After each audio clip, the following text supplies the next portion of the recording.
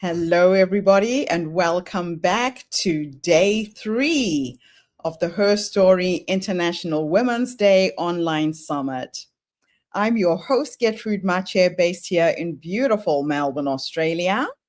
And we've had an incredible 2 days with amazing speakers from all over the world. For those of you who don't know the Her Story Circle, let me explain. We are a global platform that is dedicated to amplifying the voices of women from all over the world. We believe in the power of storytelling to inspire, educate, connect individuals, fostering a world where every woman's story is heard and valued. Our mission is to write women's stories into history and to create opportunities for women to share their experiences, build communities, and drive positive change. International Women's Day Online Summit is a virtual event celebrating the achievements and exploring the challenges that women face.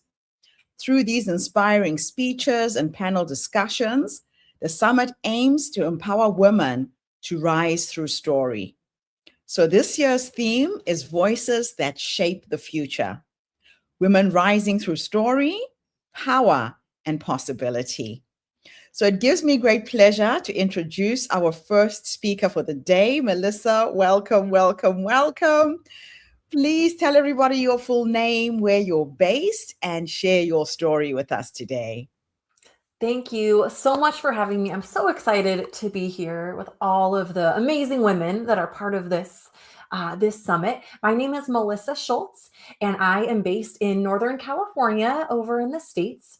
And I am a parenting coach who specializes in supporting parents of strong-willed, highly sensitive, or neurodiverse kids. And this is my story. I was 18 years old, working as a summer intern in a group home for teenage girls struggling with drug dependency. I grew up a middle-class white kid in the suburbs. I had two parents still married, dinner at the table. Problems felt big to me at the time, but were nothing like what I was experiencing. Because suddenly I was surrounded by girls almost my age, whose life stories included abuse, prostitution, and gang involvement. It felt like I had stepped into a completely different world. That building always kind of stank of like stale coffee and cigarettes. There were always doors slamming, voices echoing down the halls. There was more cursing, yelling, fighting, and chaos in those few months than I had experienced in my entire life combined. I stayed very close to my supervisor, like physically close. She was basically my anchor. If a situation escalated, if voices got louder, if a situation became really tense, she stepped in and I watched. Until the last weekend of the summer. The entire internship had really been designed around this moment, training me to be able to run the house on my own for one final weekend while all the supervisors went on a company retreat. They left and I stayed alone with 6 deeply hurt, deeply angry teenagers. At some point that weekend, I asked one of the girls to do something. I don't even remember what it was. What I do remember very clearly was her face inches from mine. I could smell her breath. I could hear her sharp and threatening voice as she cursed and cursed at me. And my supervisor was hundreds of miles away. My body shut down. My chest tightened, my heart pounded, my thoughts raced. What do I do? What do I do? And the only thing my training offered me in that moment was a single phrase: stay calm. But those words were pretty useless. Not because I didn't want to stay calm, but because I didn't know how. And this is the problem with that advice. Stay calm is one of the most common pieces of advice that we give to parents, and it's one of the least effective. We all know that we should stay calm. We try. Sometimes we even succeed once, twice, 5 times, maybe even 10. When our child doesn't listen, when they talk back, when that fridge door is left wide open, even though we've asked them to close it a million times. But eventually we snap, we yell, and then we turn on ourselves. We blame ourselves. We tell ourselves we should have been able to stay calm if only we had tried harder. But calm is not a choice. Calm is a state. And it's a state we can only access when our nervous system feels safe. Telling a parent to stay calm when their nervous system is overwhelmed, it's kind of like telling someone to relax when they're drowning. And then beating yourself up afterward for snapping is like judging yourself for not relaxing while you were drowning. Most of us were not taught how to regulate our own emotions as children. We were taught how to behave. We were taught compliance. Compliance means behaving correctly on the outside. And as parents, we too often love compliance. But the problem is this: we learned how to look okay without learning how to be okay. What was missing was regulation. We were taught how to control our behavior, but not how to feel safety and stability inside our bodies. So when we had big feelings as children, many of us were told to stop crying, go to our room, calm down. But no one told us what to do with that sadness or fear or anger. So we learned to suppress instead of understand. We learned that our feelings were too much. We learned that expressing them was not safe. And then without realizing it, we've handed that same strategy down to our kids. Generation after generation, we pass down rules for behavior, but not tools for the nervous system that actually support healthy behavior. Not because we're bad parents, but because that's what we were given. And because it's so normal in our society today, we rarely see the cost. The chronic overwhelm parents live in, the guilt and shame good parents carry every single day while trying their very best, feeling like a failure after trying everything. And our kids pay the cost too. Big feelings in kids are normal. Big behaviors sometimes are normal. But when kids experience those things without the support they need, it leads to anxiety explosions or eventually just shutting down. They learn their feelings are problems instead of signals. We're asking dysregulated adults to raise regulated children and then blaming the parents when that doesn't work. What if the problem is not that parents can't stay calm or that kids have bad behavior, but that we were never taught how to create that calm in the first place? That realization changed everything for me. I wish I could tell you I learned that first summer, but I did not. Instead, I spent the next 10 years working in some of the most intense behavioral environments you can imagine: group homes, residential programs, kids with deep trauma and explosive behaviors. On paper, I was very successful. I was great at my job. I was respected. I was helping people. But my body was telling a very different story. I was sick all the time. Migraines, chronic anxiety, constant tension in my chest and shoulders. I lived in a low-level state of urgency that never really shut off. And I told myself it was just part of the work, part of being strong, part of caring. And then life turned the volume all the way up. I had 2 kids under the age of 2, and at the same time, my husband was dealing with significant medical issues. Every coping strategy I had relied on up until that point completely collapsed. Because what I realized painfully and clearly was this: I wasn't handling my emotions at all. I was ignoring them, suppressing them, and powering through. And it was costing me everything. That was the moment I knew something had to change. I went on my own healing journey. I worked deeply on my mindset. I learned how to actually process my emotions instead of just pushing them down and hoping they would disappear. And that changed everything. I had more energy, more joy, more capacity. Life felt lighter, not because it was easier, but because I was no longer fighting myself on the inside. Looking back now, I can see that moment I froze at 18 was the first sign of a skill I never learned. It just took me 10 years and a lot of pain to finally learn it. And as this shift was happening internally, something else started becoming very obvious to me externally. I was raising my kids, my friends were raising their kids, my family members are raising their kids, and I kept seeing that same pattern. We treat behavior like the problem. But behavior is more like a smoke alarm. A smoke alarm is loud, it's disruptive, it can feel overwhelming, but it's not the danger. It's the signal. You don't rip the smoke alarm out of the ceiling and then congratulate yourself for stopping the noise. You look for the fire. And yet this is exactly what we do with kids. A really close friend of mine was just totally frustrated and confused by her child's behavior. She was angry and hurt, taking it personally. She felt like her child was just being difficult to push her buttons. What was immediately obvious to me, because of my professional background and all my personal work, was this: Her child wasn't being difficult. Her child was signaling distress. And once I gave her that perspective, I could visibly see everything in her shift.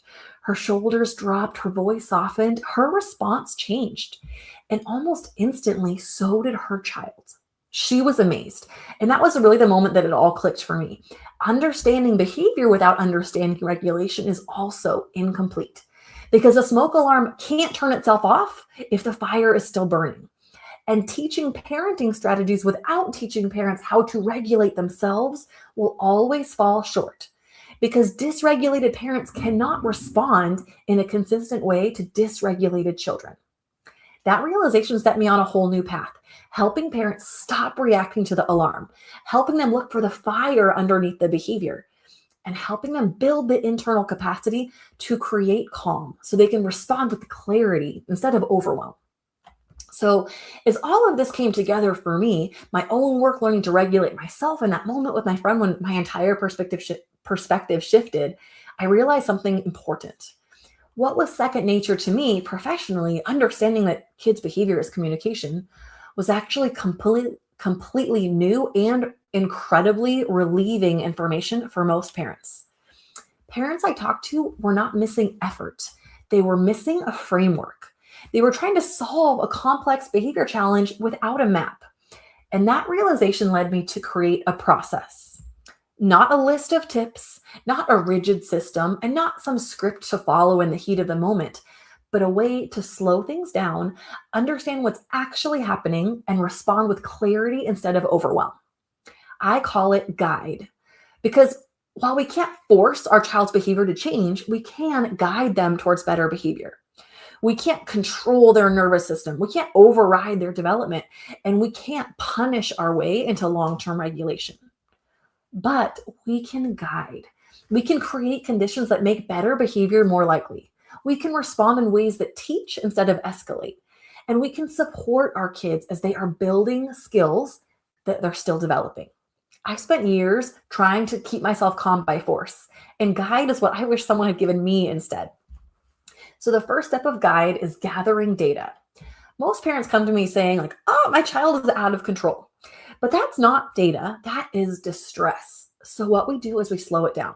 What exactly is happening? When does it happen? What happened right before? What happened after? When parents start to gather this information without judgment, patterns begin to emerge. And then when patterns emerge, behavior starts being understandable instead of overwhelming. The second step is understand your triggers. This is the step most parenting advice skips entirely. But before we try to change a child's behavior, we have to understand our own reactions. What does their behavior activate in you? Maybe fear, anger, helplessness, shame? Because when a parent is triggered, their nervous system is in charge and not the thinking brain. And you can't offer regulation from a place of dysregulation. So this step is about learning to notice what's happening inside your body and creating enough safety to stay present instead of reacting. The third step is investigate the cause. This is when that smoke alarm metaphor really matters. If behavior is a smoke alarm, this step is about looking for the fire. Is a skill missing? Is the demand too high? Is the environment overwhelming? Is the child seeking connection? Is the child protecting themselves? When parents understand the why behind the behavior, something really powerful happens. They stop taking it personally. They stop asking, what consequence should I give? And they start asking, what support is missing? The fourth step is deter the behavior. And this is where prevention lives. Instead of just waiting for the explosion, we change what happens before it. We adjust expectations. We teach missing skills. We modify the environment.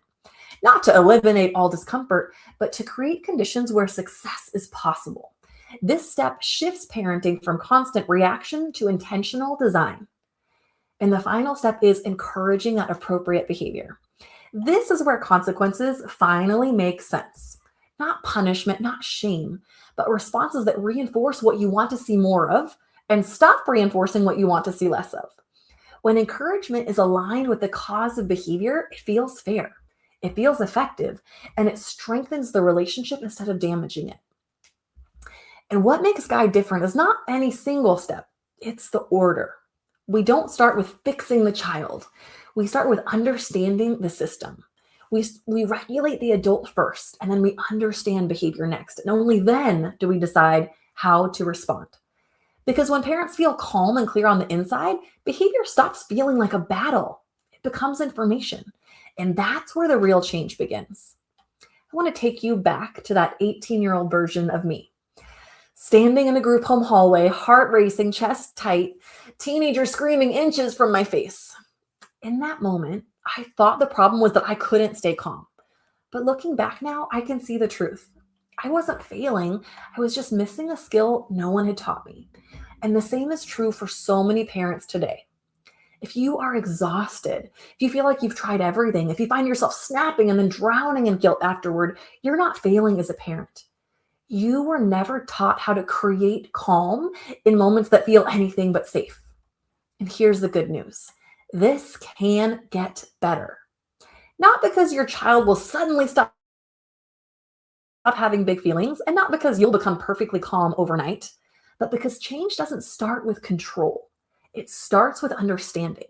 Understanding what your child's behavior is communicating, understanding what's happening in your own nervous system, understanding that behavior is information and not a personal attack. When we stop trying to force calm and start learning how to create it, everything begins to shift.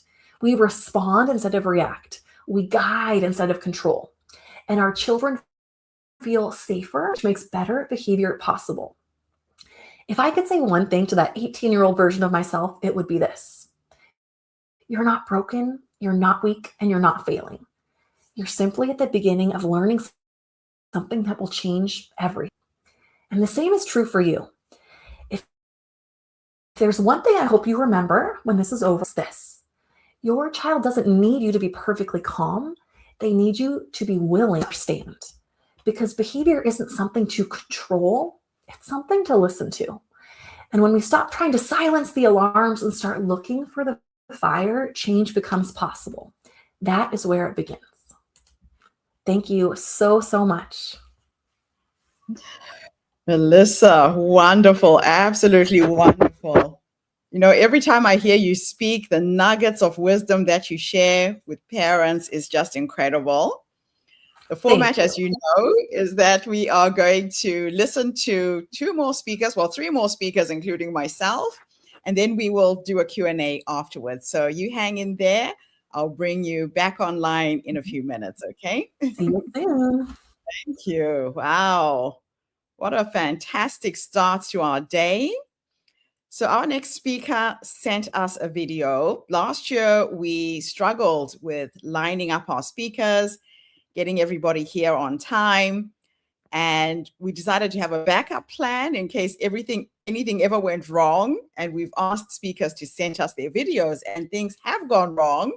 So two of our speakers today won't make it, and we will watch their videos instead.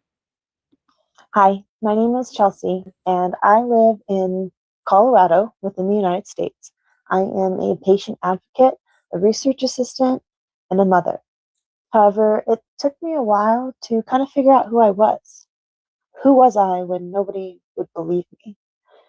When my teachers thought I was exaggerating, when I was passing out in the school hallways and the response wasn't concern, it was doubt. Who was I when employers questioned my reliability instead of asking if I was okay? Who am I when my body is screaming, yet the world around me keeps saying that you're fine? For years, I lived in that question. And when you live within that question long enough, it starts to reshape who you actually believe you are. There is an old phrase that is often attributed to the 12th century. The eye does not see what the mind does not know. And for centuries, that phrase has been used to explain why humans miss what is right in front of them. And for millions of women living with endometriosis, that blindness has serious consequences. But my story today isn't just about disease. It's about what happens when systems stop believing women and what becomes possible when that belief is finally restored. For most of my life, I lived with pain that no one could quite explain. At school, teachers assumed I was dramatic. At work, employers assumed that I just couldn't handle the stress. And doctors often assumed something even worse. They assumed it was in my head. And this idea is not new. Historically, women's pain has often been dismissed under a single word: hysteria. Women were institutionalized, sedated, and silenced because their bodies were experiencing something medicine didn't yet understand, and the individuals couldn't understand themselves. We like to believe that that era ended centuries ago, but within the 21st century, I was still living within its echoes. I began passing out from the pain, and doctors couldn't find that cause.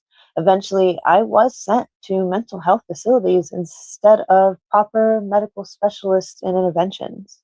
And when that pain continued, I began questioning my own reality. When enough authority figures begin to tell you something isn't real, you start wondering if maybe you aren't real either. That confusion led me down through some dark places, into self-harm, suicide attempts, and there were relationships that began to be shaped through that instability and disbelief. I eventually had to escape from a violent domestic situation, but not without a permanent injury to my back. And still, the physical pain continued, even after escaping. Years later, after fighting to be heard, after doing my own research and my own discoveries, I was finally scheduled for surgery with my OBGYN to look for endometriosis. I remember waking up in the room with my ears ringing. The room was eerily silent, and the walls were so bright from the white paint and the fluorescent lighting. The anatomy posters and everything just were weighing me down. I kept calling for a nurse, and I needed answers.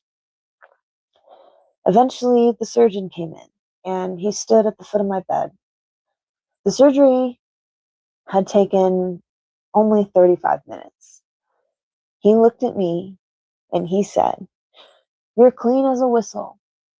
You need to get your mind right and focus on your diet." I walked out of that hospital carrying the same thing I carried throughout most of my life. That heavy feeling within my gut that something just wasn't quite right. What I was being told wasn't true. You know, sometimes the most powerful diagnostic tool that we have is our own instinct. That quiet little voice that is constantly bugging you, saying, "Keep looking, don't give up, something is wrong." So I went home, and that same night, I immediately started researching again. And I connected with a huge community of patients who had been through the same thing: the gaslighting, the dismissal, the failed surgeries. People who understood that endometriosis is often missed if a surgeon isn't specifically trained to recognize it. And within 1 week, I found a specialist nearly 2 hours away who got me scheduled in as a second opinion. And within 2 weeks, she had pushed my insurance to approve and schedule an emergency surgery. 4 weeks later, I entered the hospital and she asked me a question. She said, "What will you do if I don't find anything?" And I just answered her honestly, "I'll figure that out when the time comes." Because at that point, I was at the end of my ropes. I had nowhere left to go or to turn to. And When I woke up from that second surgery just 4 weeks later, my ears were ringing, my body was numb, and I frantically reached out and asked the nurse, did she find something? Because I needed to know. And she took my hand and she held it for a moment. And then she went to go get the doctor. My doctor came in to the more colorful and comforting room, which made a world of difference. And she sat beside me instead of standing at the foot of my bed. And she took my hand and she said, I found it. The surgery lasted almost 2 hours, and endometriosis had spread across my colon, my rectum, and my bladder. And the difference between the two surgeries within 1 month was not my own body. It was the training. It was the doctors. And for the first time in my life, that weight had lifted, because to be believed is to finally feel alive again. You see, endometriosis affects over 200 million individuals, yet it takes an average of 7 to 10 years to diagnose. It took me almost 16 years, not because the disease is rare, but because historically, medicine has categorized it as a reproductive condition instead of recognizing as its systemic inflammatory impact that has been documented for over 75 years, mind you. And when medicine reduces women's pain, it doesn't just harm us, it delays scientific progress. After my diagnosis, something unexpected happened. I felt pulled. Instead of walking away from a system that failed me, I began working to change it alongside 3 other amazing, dedicated advocates and patients themselves.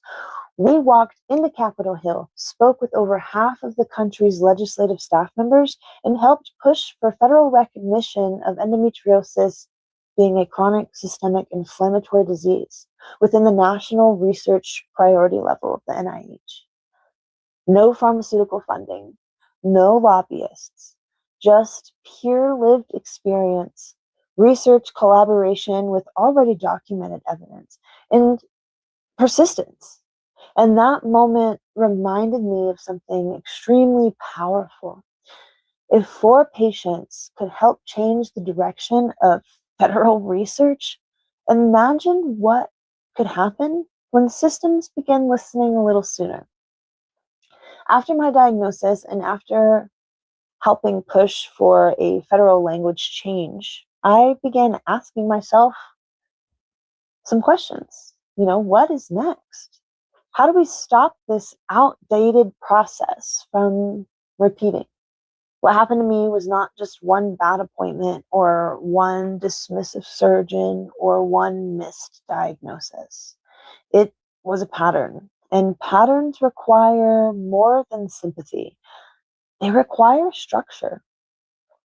That's actually kind of what led me to create a framework that I call Bridge.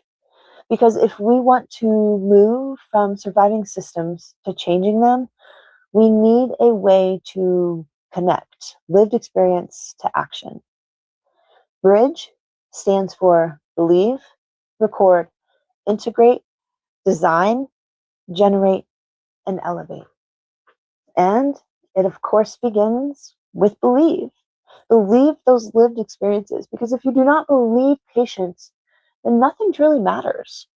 Not the research, not the diagnosis, not the funding, and surely not the care. Every breakthrough in medicine begins when someone is willing to say, something here is real.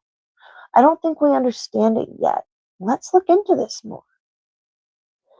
And then comes record.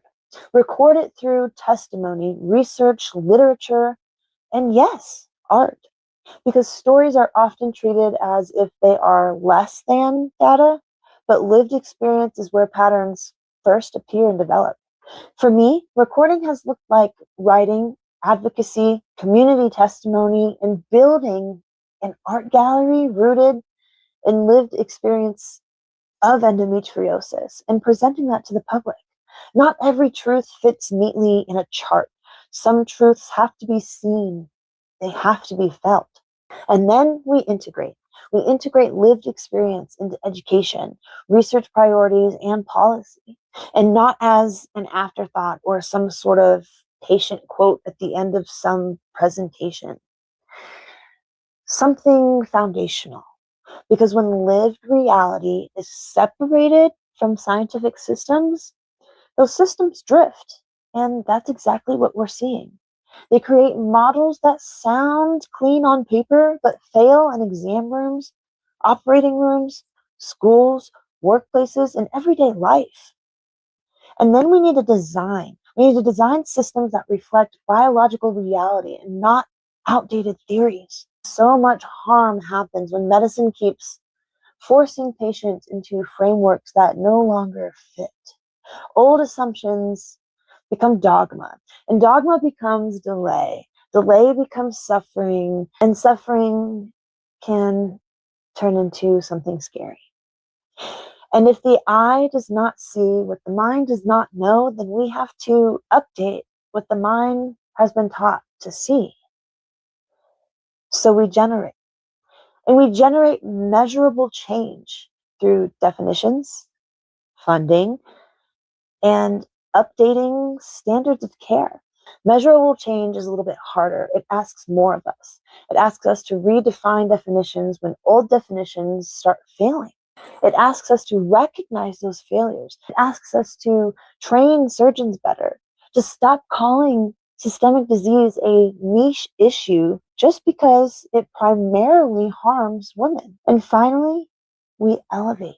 We elevate the next generation so they do not spend a decade proving that they are real, their pain matters. That may be the part that probably matters to me almost the most, because no child should grow up thinking that their pain is a personality problem. No teenager should be institutionalized because medicine cannot explain what it's failed to investigate. No adult should have to survive dismissal before they can access proper care. If this framework means anything, it's that we do not just need better listening, we need better systems. And bridge is how I think we can begin to build them. So if there is one thing that I hope you carry away with you today, it's to listen to your gut instinct. Yours is yours. Believe in yourself, because belief is not the end of any story. It's the beginning. There is a reason that ancient phrase still resonates today. The eye does not see what the mind does not know. But once the mind begins to understand, the system can finally start to see.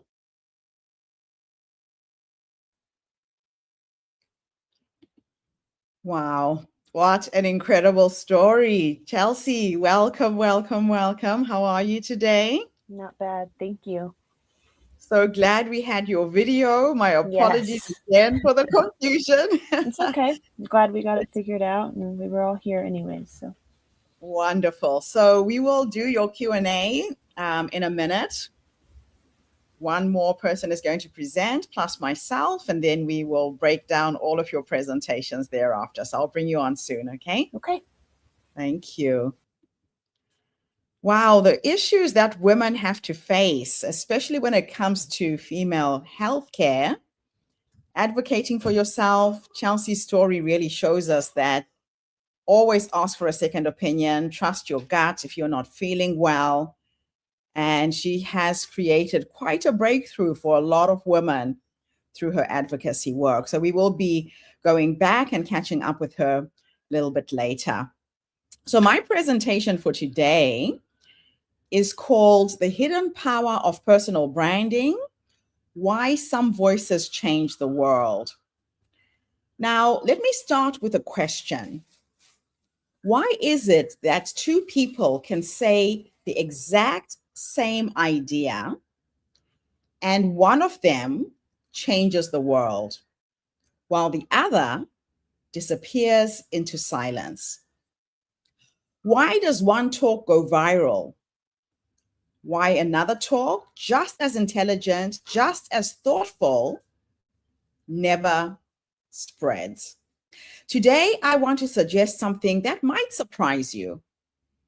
It's not because their idea was better. It's because their signal was clearer. Their personal brand makes their voice impossible to ignore. Let me tell you the moment I realized this. Years ago, while I was coaching speakers and authors, I noticed something fascinating. Many of my clients had brilliant ideas, life-changing ideas, ideas about leadership, courage, reinvention. But when I asked them one simple question, what do you stand for? They froze.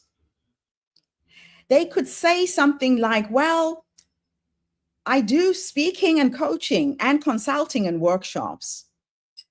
And suddenly their message disappeared into confusion. That's when I started teaching a very simple exercise in my personal branding workshop. I ask people, if I say Coca-Cola, what do you see? Red. If I say Nike, what do you see? The swoosh. Brands are powerful because they create instant recognition signals. And I tell my speakers something that makes them laugh at first. You must start thinking of yourself not as a person, but as a brand in a marketplace of ideas. Let me share my personal branding discovery. When I first worked on my own personal brand, I asked friends and clients, what 3 words best describe me? One of my clients wrote a testimonial that said, Gertrude is a vibrant bundle of African energy. The 3 words that jumped out at me was African, vibrant, and energy. I really love that testimonial. Those words became the foundation of my brand. African, because I'm proud of being African. I can't run away from the color of my skin. And I wanted people to know every single time I stepped on stage that my origins were African. Energy, because when I speak, I bring passion and movement. Every time I'm doing a keynote speech and they ask me if I want a handheld mic or a lapel mic, I ask for the lapel because I use my hands to express myself and I'll hit somebody with a mic. Vibrant, because my colors, my clothes, my style reflect joy and creativity. If you ever see me on stage, I never wear black unless I'm going to a funeral. I'm wearing an African necklace, a bright, bold dress with yellows and reds and greens, something colorful. Because your brand is not just what you say. Your brand is what people feel when they see you. In my workshops, I tell people to build something called a branding style guide. It starts with the first 3 questions. What words define you? What colors represent your energy? What symbol captures your message? For example, when I was creating the HerStory brand, I became obsessed with one symbol, the infinity sign. I believe that the infinity sign are 2 zeros next to each other, and nothing plus nothing equals everything. That's where possibility begins. Because to me, it represents something really powerful. When people come together and share their stories, something extraordinary happens, just like what we're doing with the summit right now. Possibilities become infinite. So that symbol became part of the brand because great brands are built on meaning. Let me share a few case studies of brilliant TED speakers that I love. I'm pretty sure you all know Brene Brown. Brene Brown did a famous talk called The Power of Vulnerability. It has reached tens of millions of people. But she wasn't the first researcher studying vulnerability. So why did her voice carry around the world? It was because her brand became crystal clear. 3 ideas define her brand: vulnerability, courage, human connection. Every book she writes reinforces those ideas. Her brand is not just research. Her brand is emotional truth, and people recognize it instantly. Another case study, Simon Sinek. He is brilliant in his talk called Start with Why, because one of the most famous talks ever made.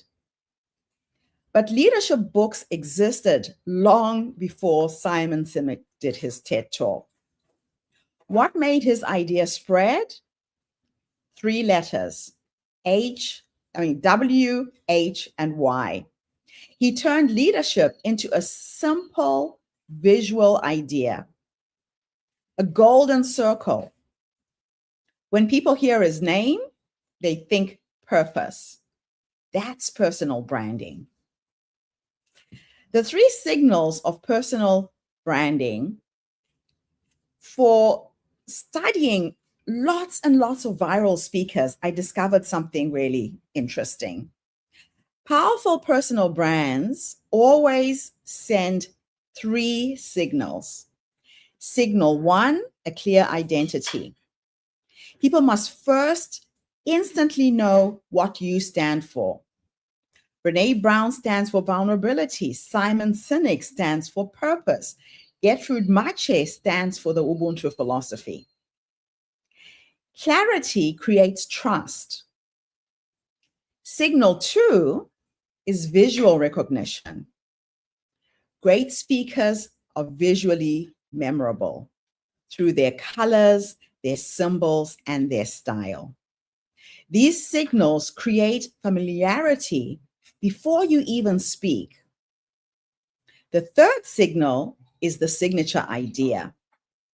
The most famous and powerful speakers own 1 idea, not 10, 1. Because ideas spread when they're simple enough to repeat. Now, here's the problem that nobody talks about. Most people think the problem is that they need better ideas, but that's not the problem. The problem is signal clarity.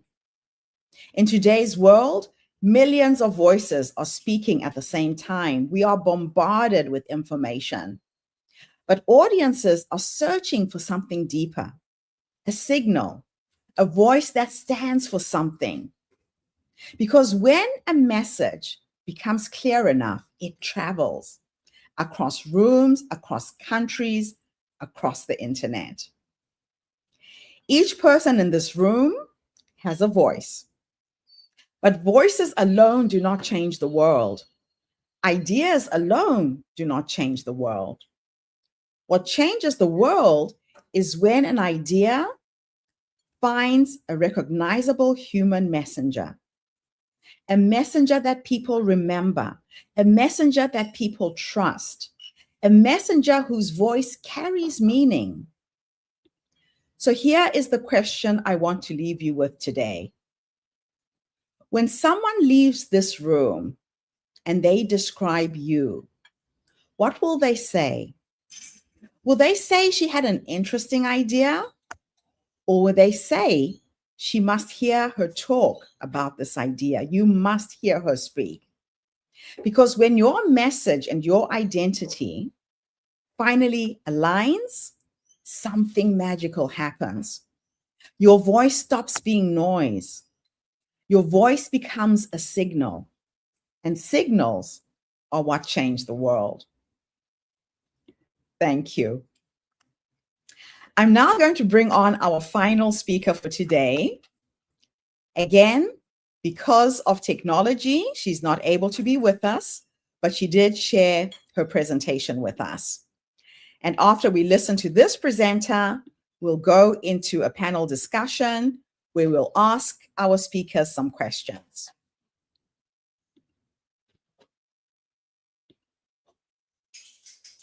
Hello, my name is Jillian Amadeo, and today I am here to talk about the burden of sexual shame and the freedom that comes when we reclaim our power and replace shame with truth.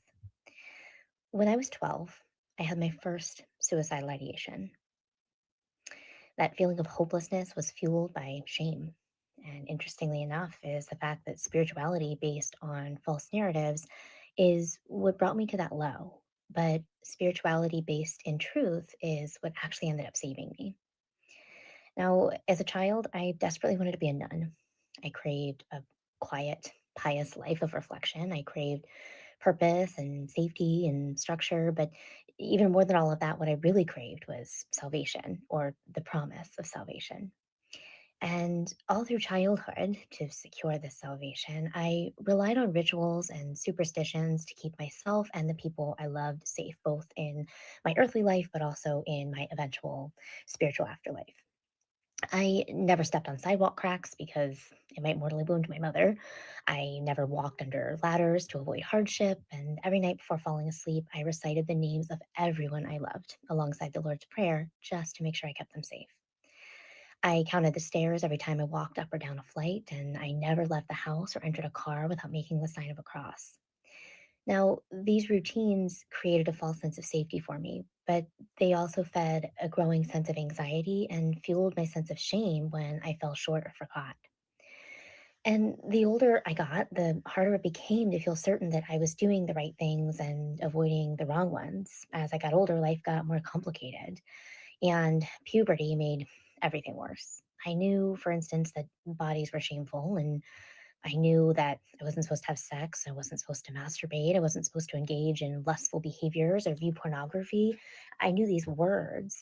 I knew the rules, but I didn't know what any of it actually meant. So I didn't really know how to go about making sure I wasn't doing it. And more than that, the lack of knowledge was one thing, but I was too ashamed to even ask for guidance. In middle school, I started piecing together fragments of understanding by overhearing conversations of my peers. I had been signed out of sex education class, and my family said they would teach me at home, but that conversation never really came.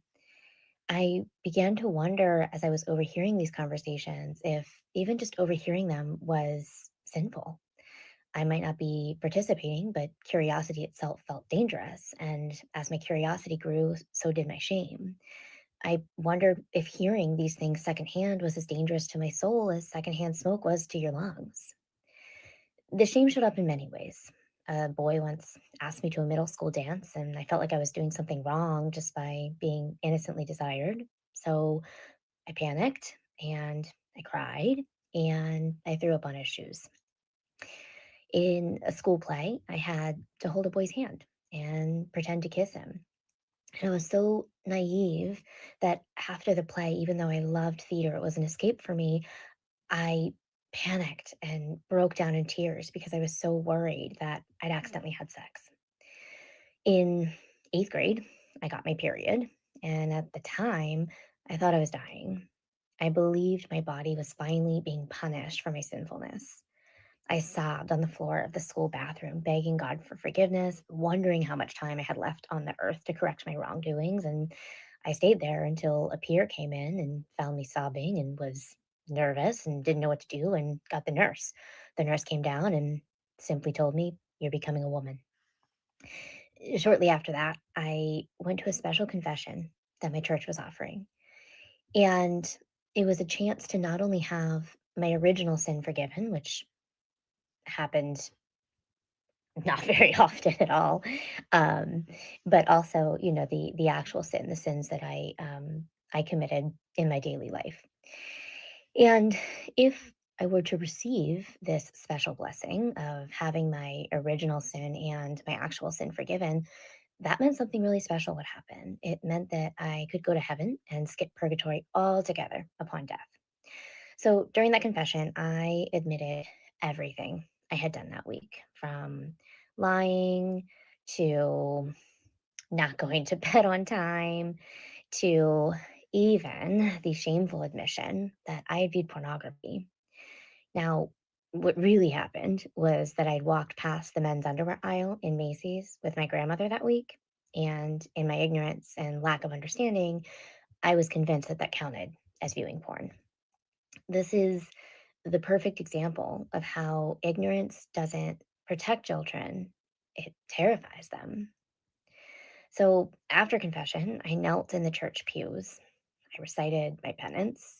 I prayed the rosary and I promised God that I would live a life of purity and devotion from there on out.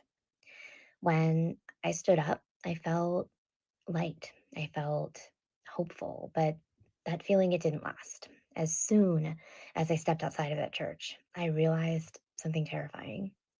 There was absolutely no way I could live the rest of my life without sinning. I was only 12 years old. So, standing beside that busy road in front of the church, that's where I first contemplated suicide. I thought, if I just run into traffic right now, I'll be hit by a car, I'll die, and in my current state of freedom from sin, I would go straight to heaven. I wouldn't have to worry about eternal damnation. But just as quickly as that thought came, another one followed. I remembered that I had been taught suicide was a sin too. Just like that, that brief hope that I felt was dissolved and replaced once again by shame. As I advanced to high school, my understanding of sex and relationships still lagged way behind my peers. Every interaction with boys felt confusing and wrong and shameful. And I had no framework for understanding things like boundaries or consent. And that really set me up for failure. When my science grade, for instance, slipped, I had been a straight A student and I couldn't let that happen. My parents were so mad. A male teacher offered to help me after school, and I expected tutoring.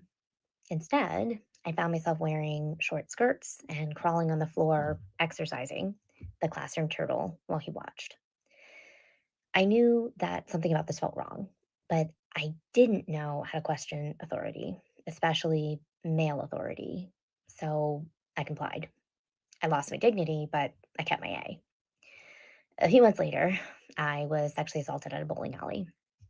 The next day, when I tried to explain what happened using words I barely had the vocabulary for and certainly lacked the confidence to use, I was blamed. You're a whore, is what I was told. At 16, I had sex for the first time, and I didn't even fully understand what was happening, and I kind of just dissociated until it was over. And after that, well, sex simply continued happening. It was something that happened to me, not necessarily with me fully involved, if that makes sense. And then even more things started to happen when I discovered, for instance, masturbation. I discovered it accidentally one morning while leaning against the bathroom counter doing my makeup. And that sudden pleasure shocked me. Curiosity followed, but so did, of course, crushing, shame, and guilt. And each time I brought myself to orgasm, I then collapsed into sobs afterward and begged God for forgiveness. At 16 years old, fearing pregnancy almost as much as I feared eternal damnation, I took myself to Planned Parenthood.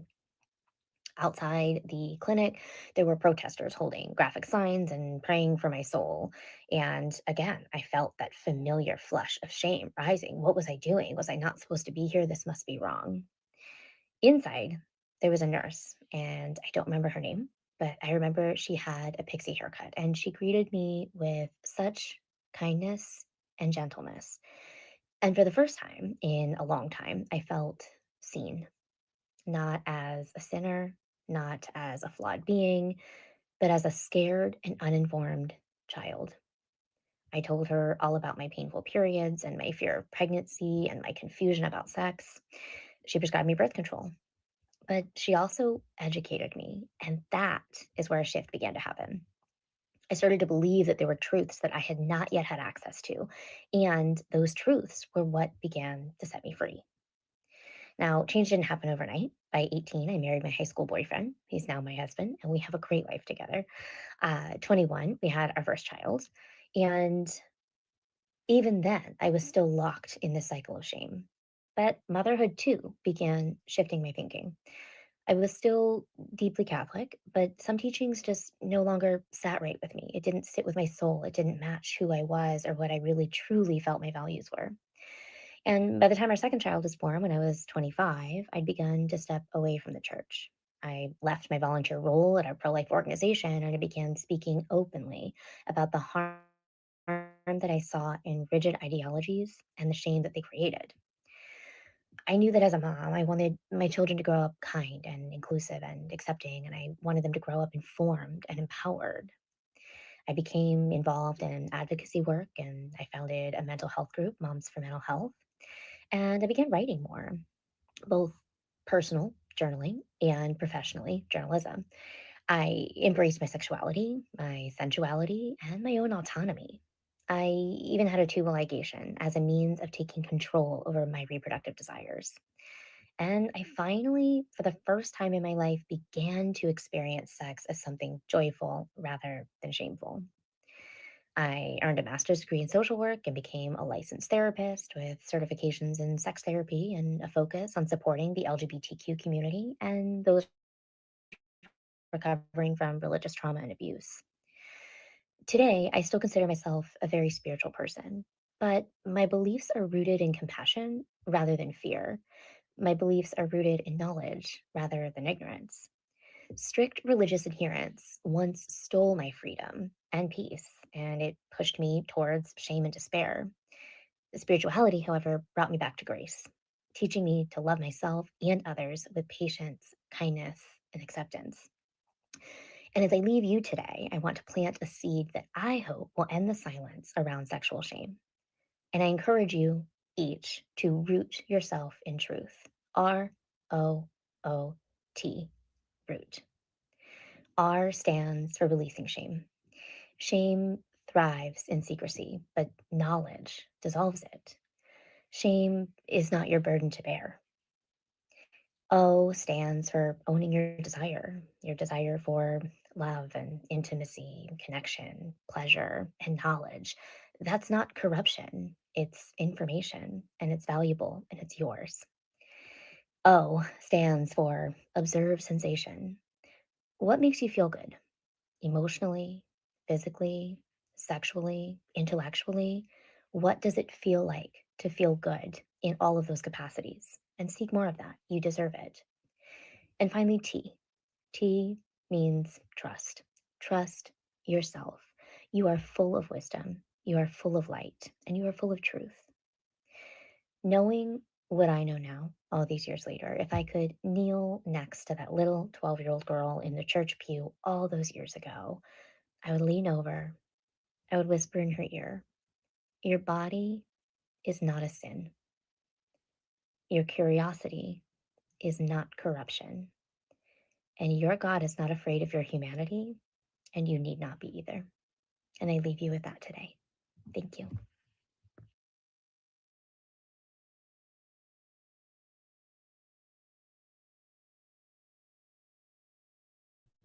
Wow, absolutely awesome.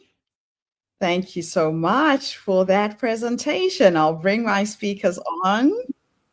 Let's see, here we are. Hi, ladies. Thank you so much for waiting so patiently. Hello. Oh, Hi. what a beautiful start to our morning. Now we're going to break down your presentations. And my first question for both of you is what inspired you to say yes to sharing your stories, and why are stories so important for women to share? We'll start with you, Melissa. Yeah, what I have learned, through my own experience and just talking to so many moms is so many moms just kind of suffer in silence and they think they're the only ones. They think they're the only ones that can't stay calm or the only ones that yell after repeating themselves a million times. But I talk to moms back to back to back to back to back all day, and they all are carrying that same shame, that same burden. And so I I mean, stories are just the way, like, our brains love to learn things. They're interesting, they're engaging. So I love that about stories. But also, I think it's just so important that we can connect with each other through similar stories. We have so much more in common than we have that differs. And I never want shame to keep people apart. And so the more I can share my story, other people's stories, and we all find that we're not alone and we have way more in common than we think. Yeah, I can continue on that and touching on more about having more in common than we think. I think that's where we also can start distinguishing patterns. And that's a little bit more on my focus with lived experience being data. So when we start really listening and opening and taking in a lot of what patients and individuals are saying just about anything, it doesn't even have to be about health, but we can start piecing together puzzles and patterns and figuring out where we really need to focus. And I think lived experience being data is a very important topic. And that's why I feel so prominent about trying to talk about not only my story, but others around the globe.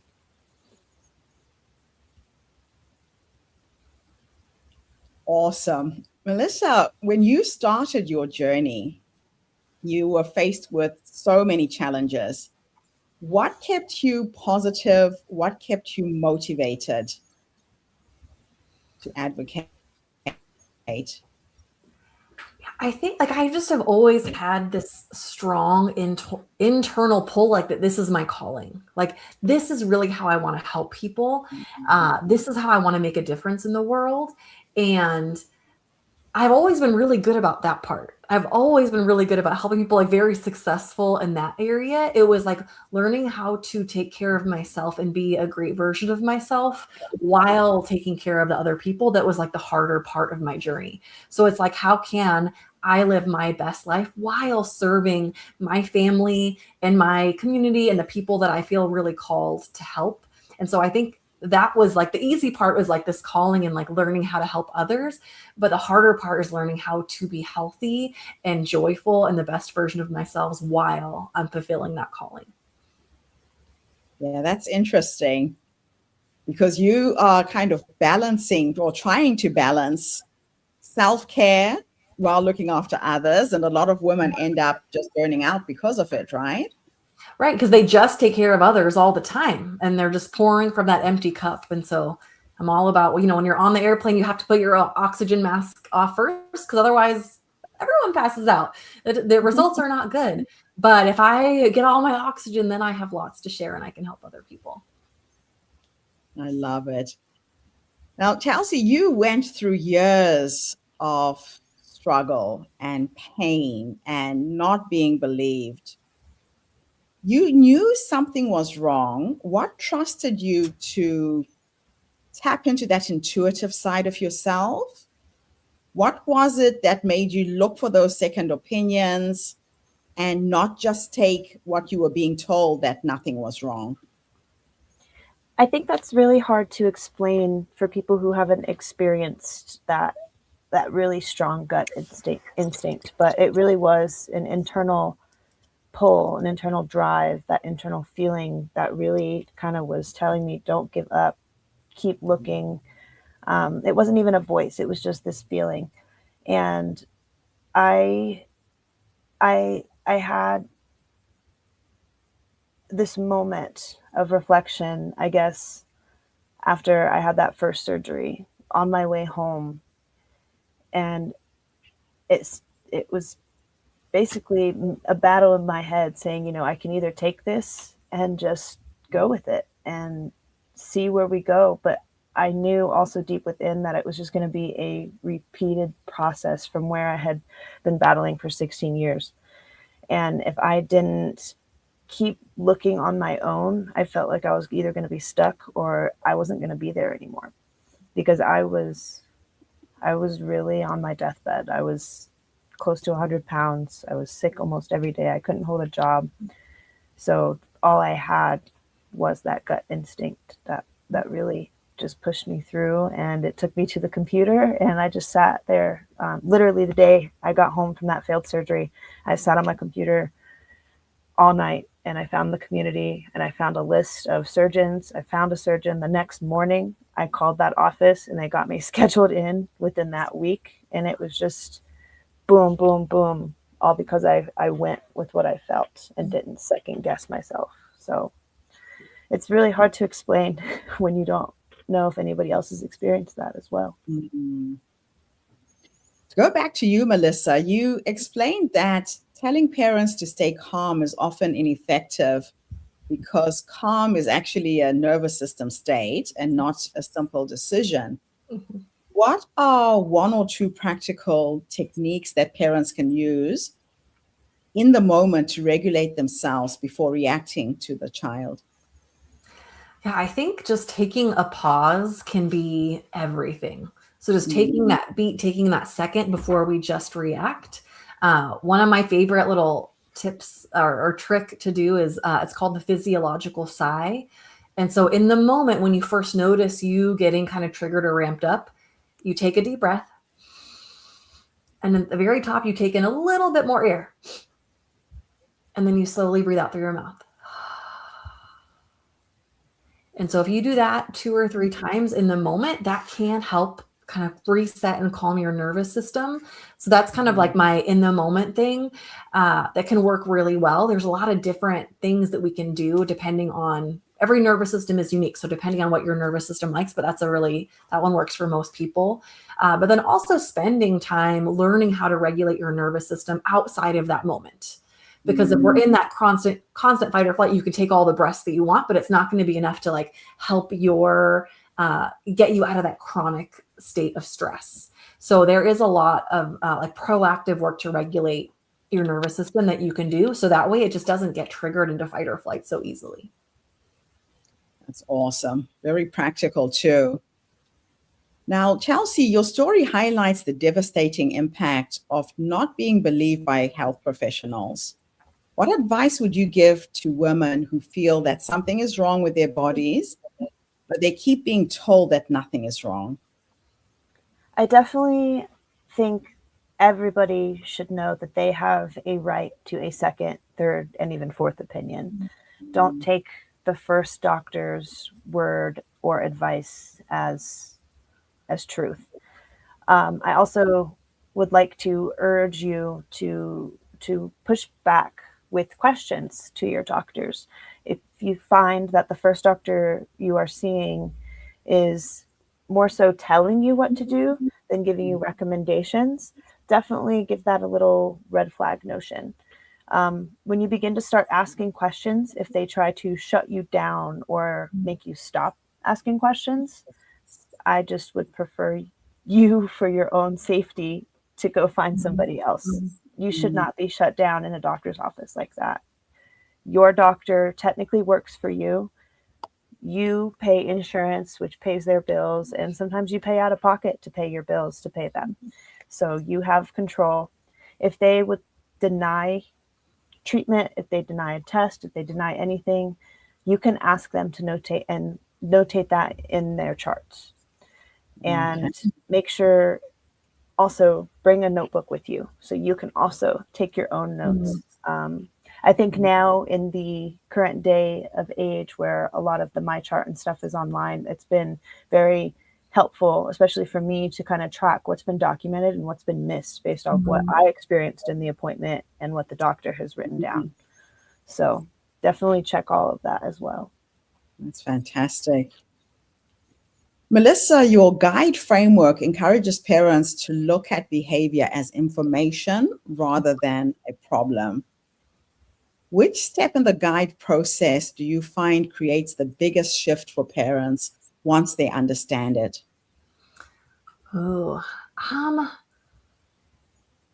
Every shift is really powerful. So it's hard to pin it down to one. But I think the first one sounds like really simple, like, oh, just gather data, just start tracking, what's happening and how often it's happening.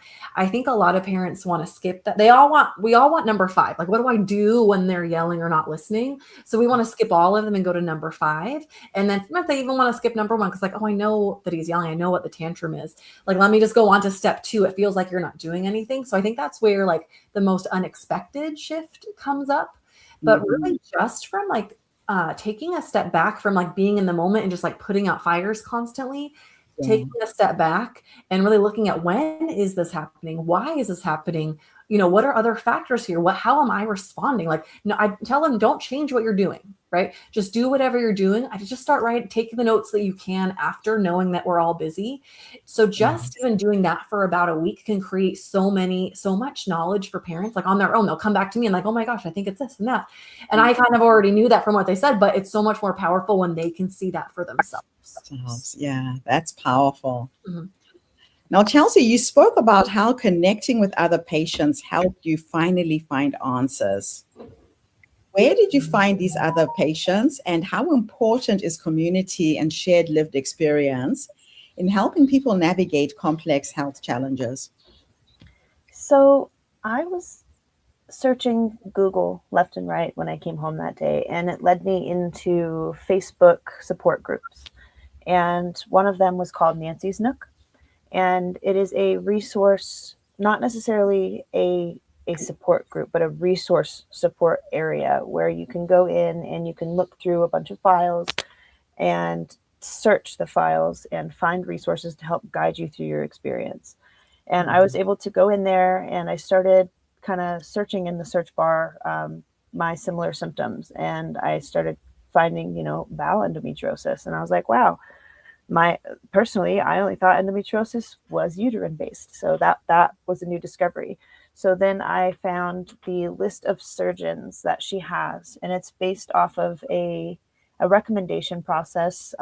They do have some video vetting, but it's not professional. There is no subspecialty for endometriosis specialists right now. So it's kind of a unregulated practice in a way. So anybody can have a list and say that these are specialists, unfortunately. But the power comes within the patient ourselves. And I was able to also find out certain questions to be able to ask these providers to make sure that they have the skills. So getting all of those resources and then being able to connect with other support groups outside of that resource group was amazing. And then that led me into my journey through social media and what some would call the influencer lifestyle. I began kind of blogging my journey, and I connected with a global community of patients who have been through similar battles and gaslighting. And that is what really inspired me, and that deep-rooted sense of justice that I have always had to do something. And through speaking out, I have found many people in the community that I have even forgotten, like I talked to last year, who would message me a year later and tell me, you speaking out and you giving these resources led me to finding a surgeon who heard me and took me seriously. And every message that I've gotten like that since my diagnosis in 2018 has confirmed that I am on the right track, that I know that these people need these resources and we got to get them out there. We don't just need to give them these resources, but we got to change the system so that they don't have to be grasping for all these resources. It should be there for them. And that's why I feel so strongly about being there for this community. I love that. The last question for you, Melissa, is many parents feel deep guilt or shame after losing their patience with their children. What message would you most like those parents to hear so they can begin to approach parenting with more compassion for themselves? Yeah, I think you hit the nail on the head with that one. So first, if that is you and you're watching this, I just want you to know that you are a great parent and you have a good kid. And you're just kind of stuck in this cycle of behavior and you haven't figured it out yet.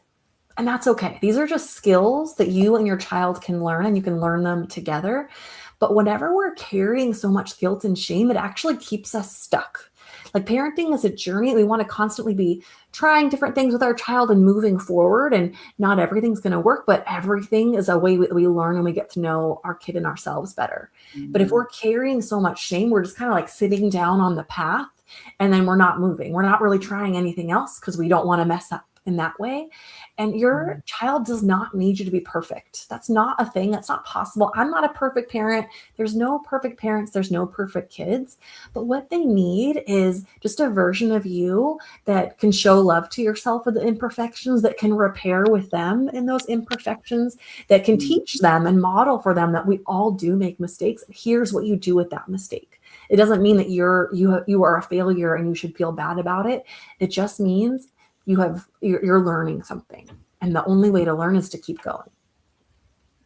That is so true. Yeah, we really have to give yourself a break when you are a parent. Mm-hmm. And remember that you're doing what you're doing with the knowledge that you had. Mm-hmm. That level of forgiveness is absolutely crucial. Final question for you, Chelsea.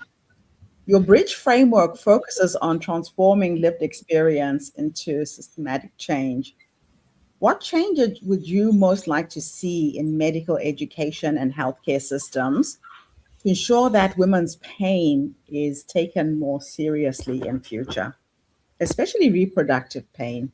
Yeah, I think again, starting off strong is that belief. I think I really want to see patients start to be believed and not questioned and not being pushed off to say, oh, well, let's try this medication and see if it's that. We're not a science project, and that's kind of where we've been treated, even just within the last 25 years. And endometriosis hasn't really been fully recognized as anything, even just within the past 30 years alone. 1993 was when the first Endometriosis Awareness Month even began to take place. And it wasn't until after that actual legislation and federal recognition began to do anything. So just in my lifetime, have we been able to see anything? So to be able to be alive and to begin to shift this framework in the same time period of it being developing is really crucial to me, and it's an honor at the same time. And not only would I like to see these patients be believed, but I want to see this system really do a complete overhaul, so even current acting physicians and surgeons get updated training, and they are forced to get updated training, and they're not working with outdated, harmful practices. There is judicial care processes and training techniques that can be done to preserve organs, and that's not being honored through these systems or through insurance. So I would like to see that roll out to also prevent a lot of systemic harm currently taking place. Fantastic. Ladies, thank you so much for coming online and sharing your stories today. I love the work that you're both doing. Melissa advocating, supporting parents, and Chelsea supporting women who get ignored with very, very simple issues that most women experience. It's such a common condition, and it's just shocking how it's being handled. So thank you for being here and shining a light to our community. Thank you for having us. Thank you so much. It's wonderful. It's been an absolute pleasure. And thank you to everybody who tuned in. I'll be back again tonight with our UK, Europe, and African speakers. So have a fantastic day, morning, or evening, wherever you are in the world. And bye for now. Bye, everybody.